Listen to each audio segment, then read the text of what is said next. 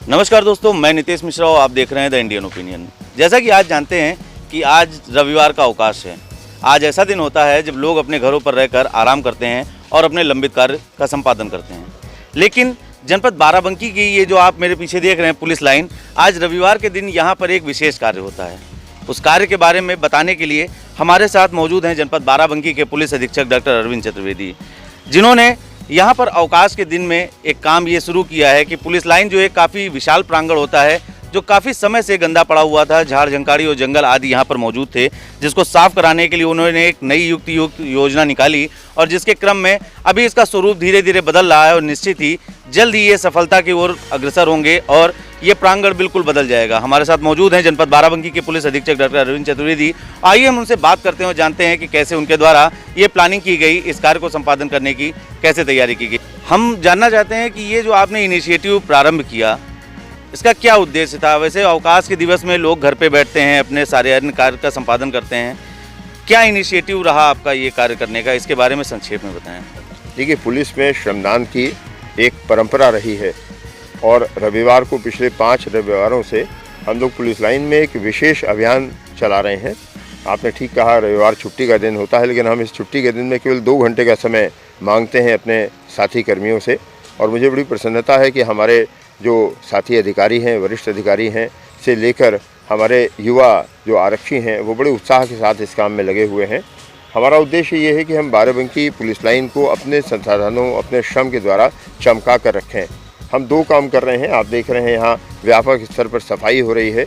ये सारा मेरी सपना ये है कि ये पूरा ग्राउंड हो जाए, स्थानीय बच्चे यहाँ खेल सकें, यहाँ सब्ज़ी उगा सकें यहाँ के रहने वाले लोग, और साथ ही साथ जो सरकारी अनुदान के अभाव में हम मकानों की मेंटेनेंस नहीं कर पाते हैं, कम से कम जो बाहर एक्सटीरियर है इनकी वॉल्स का, उसको हम चमका दें और उसकी रंगाई पुताई डिस्टेम्पर द्वारा पूरी कर सकें।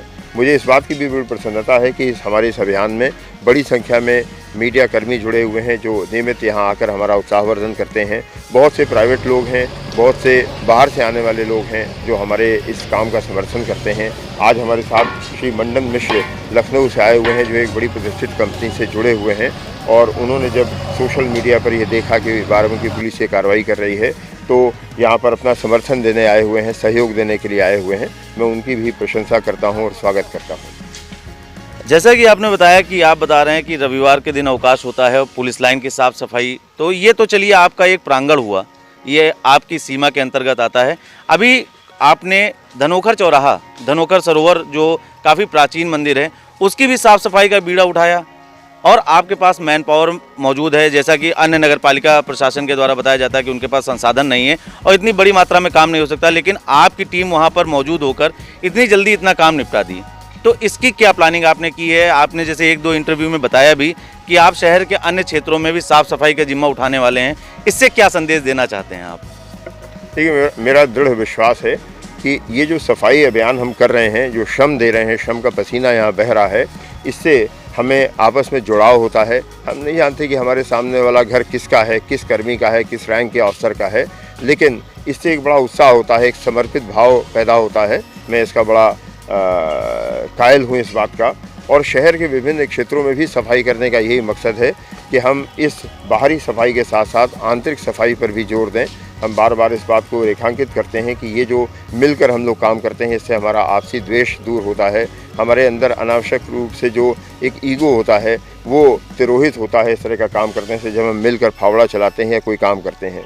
मैंने यहाँ स्थानीय नगर पालिका से और स्थानीय जो सुबुद्ध वर्ग है, चाहे वो व्यापारी वर्ग हो, चाहे अवकाश प्राप्त लोगों का समूह हो, उनसे भी अनुरोध किया है कि वो शहर के अन्य हिस्सों को चिन्हित करें जहां पर हम सामूहिक श्रमदान करें और कायाकल्प कर सकें।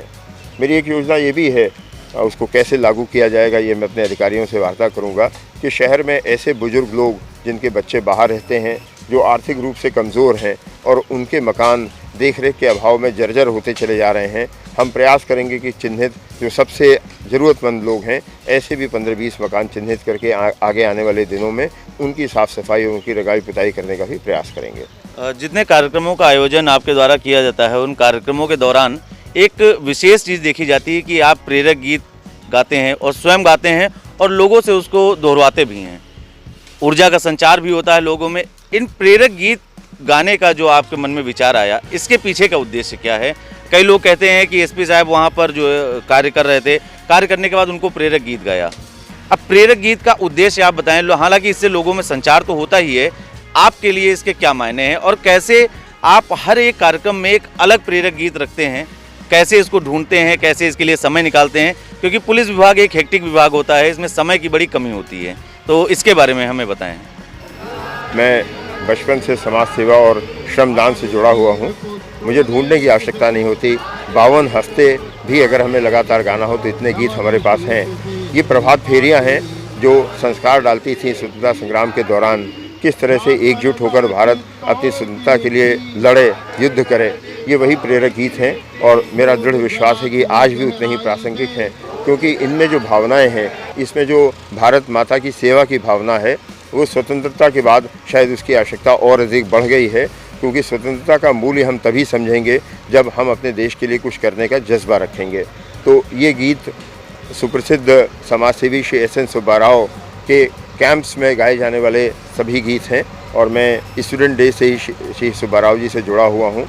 1973 में जिन्होंने बिहार के जंगलों में अपना परचम फैलाने वाले डाकुओं का आत्मसमर्पण कराया था। 5 वर्ष उन्होंने डाकुओं के साथ गुजारे और उसके बाद उनका हृदय परिवर्तन किया, आत्मसमर्पण कराया। ये सारे गीत उन्हीं के कैंप्स में गाए जाने वाले गीत हैं। मैं स्वतः उनसे प्रेरित हूँ और मैं प्रयास करता हूँ कि हमारे साथियों में भी ये संस्कार पड़े, जो अधिकांश युवा हैं। मैं टॉर्च बियरर बनाना चाहता हूँ इनको। ये जिस भी थानों में जाएं, जिस भी अपनी जिम्मेदारी निभाएं, इनमें ये अग्रणी नेतृत्व होना चाहिए कि वहाँ जाकर भी इन गीतों को दोहराएं। एक व्यक्तिगत प्रश्न यहीं पर आपसे पूछूंगा कि जैसा कि आपकी उम्र जो है लगभग 55 प्लस होगी, उसके बाद इतनी ऊर्जा का संचार, आप जैसे चलते हैं तो आप काफ़ी स्पीड में चलते हैं और उसके बाद लगातार सक्रिय रहकर आप दिन रात में थानों का निरीक्षण भी करते हैं, कार्यालय के कार्य भी निपटाते हैं, उसके बाद प्रातः से यहाँ जुड़ भी जाते हैं, लोगों को उनका उत्साहवर्धन भी करते हैं। कैसे ये ऊर्जा आप में आ रही है? लगातार आप इसमें अपने, और सबसे बड़ी बात, आप इस ऊर्जा का संचार अपने अन्य साथियों में भी करवा रहे हैं, इसके बारे में बताएं। अगर एक वाक्य में जवाब दूं तो मैं जीवन में किसी भी काम को व्यर्थ नहीं मानता। हर काम की सार्थकता है। वर्तमान में जीने का प्रयास करता हूं और मुझे अपने हर काम में, अपने साथियों के हर काम में सार्थकता दिखाई देती है और शायद यही इस ऊर्जा का स्रोत है। एक अंतिम प्रश्न आपसे मैं यही पूछना चाहता हूं कि जैसे सरकारी विभाग में अधिकतर ऐसा देखा जाता है कि ये बता दिया जाता है कि यहाँ पर अनुदान की कमी है या बजट की मांग की जाती है, जिस कारण से कई लंबे कार्य जो है लंबित रहते हैं और कई वर्षों से नहीं हो पाते हैं। जैसे पुलिस लाइन की साफ़ सफाई और इसका रंग रोदन का कार्यक्रम था, यदि आप चाहते तो भी आप बजट मांग सकते थे। कुछ ऐसे भी अधिकारी हैं, जैसे आप समाज में सकारात्मकता फैला रहे हैं, कुछ ऐसे भी अधिकारी हैं जो कार्य नहीं करते हैं, जिनके कारण पुलिस विभाग को बदनामी का भी दंश झेलना पड़ता है। ऐसे अधिकारियों को आप क्या संदेश देना चाहते हैं? नहीं, मैं इस योग्य नहीं हूँ कि मैं किसी अधिकारी को कोई संदेश दूँ। मैं स्वयं अपना काम करता हूँ और स्व प्रेरित हूँ। देखिए, बहुत अच्छी बात बताई जनपद बाराबंकी के पुलिस अधीक्षक महोदय के द्वारा कि वो किसी को संदेश नहीं देना चाहते हैं, लेकिन ये अधिकारियों के अंदर, ये उन कर्मचारियों के अंदर होना चाहिए जो बजट की मांग अथवा अन्य कारणों से अपने कार्य रोक देते हैं और वो कार्य समय से नहीं हो पाता है।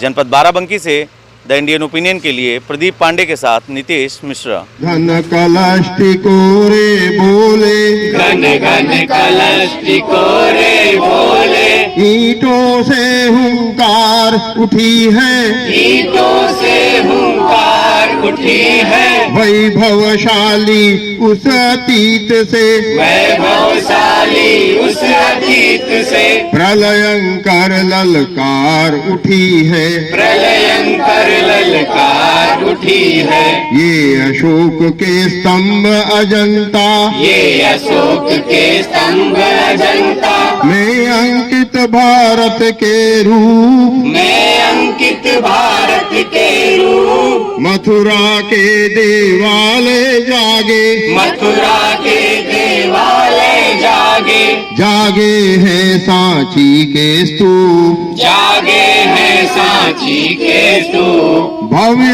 अमृतसर का यह मंदिर, भव्य अमृतसर का यह मंदिर, सारनाथ बौद्धों का मान, सारनाथ बौद्धों का मान, यह ऊंचा चित्तौड़ का किला, यह ऊंचा चित्तौड़ का किला, अंकित शरणों में बलिदान, अंकित शरणों में बलिदान, गंगा सिंधु नर्मदा रावी, गंगा सिंधु नर्मदा रावी, उत्कल कृष्णा ओ कावेरी। अगर आप यह वीडियो फेसबुक पर देख रहे हैं तो हमें लाइक और फॉलो करें। अगर यूट्यूब पर देख रहे हैं तो सब्सक्राइब करें और बेल आइकन प्रेस करें।